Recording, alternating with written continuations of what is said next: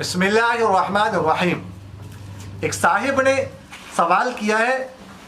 کہ ناخن پر سیاہی لگا کر چور کو معلوم کرنا شرعاً کیسا ہے؟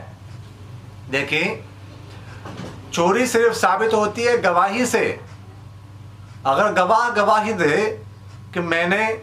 جو ہے وہ اس شخص کو دیکھا ہے ہم نے کہ اس نے فلاں کا جو ہے نا وہ فلاں کی چیز اٹھائی اور وہ چیز جو ہے اس کے بعد 10 درہم کے برابر ہو تو اس کا ہاتھ کاٹا جائے گا۔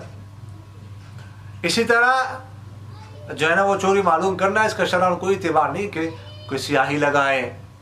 کوئی جو ہے نا وہ کوئی بچے پر جو ہے نا اثرات کر کے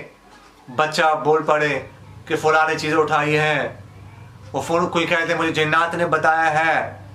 ٹھیک ہے جی۔ کوئی کسی کو پرچی ایسے دیکھا ہے بچے کو یا کسی بھی شخص کو، اس میں کچھ نظر آ جائے، جی چور نظر آ گیا، یا اور مختلف طریقے ہوتے ہیں،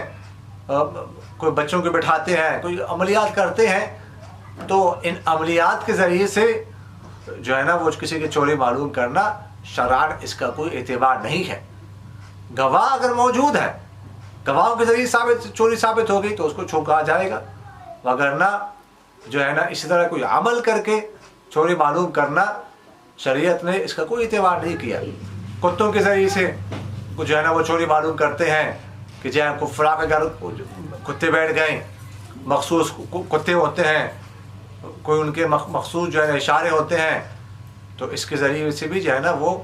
چوری معلوم نہیں کی جا سکتی، اور شریعت نے اس کا کوئی اعتبار نہیں کیا۔